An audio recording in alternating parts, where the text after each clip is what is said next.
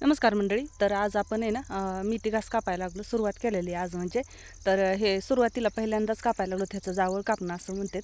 तर हे पहिल्यांदा कापताना ना एकदम असं हळू कापावं लागतं, नाहीतर मग ते उपटून येतं.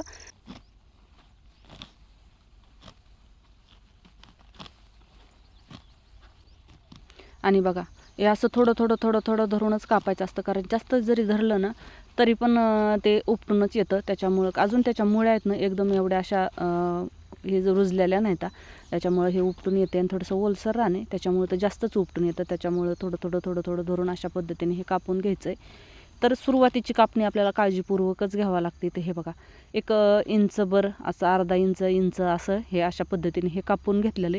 आणि बघा, ह्याच्यात मध्ये पण नाही बसायचं आपल्याला. जे पहिल्यांदा आहे ना, हे जे सरीचे हे भुंड आहेत ना, त्या भुंडावर बसून इकडून अर्ध आणि इकडून अर्ध असं घ्यायचं.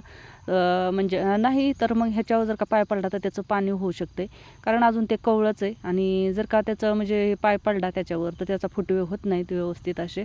तर सुरुवातीची कापणी आपल्याला एकदम काळजीपूर्वकच करावी लागते. तर एवढा असा मेथी घास कापून घेतलेला आहे. थोडं रान ओलं आहे, जरा सुकल्यानंतर आपल्याला चांगलं कापता येईल अजून.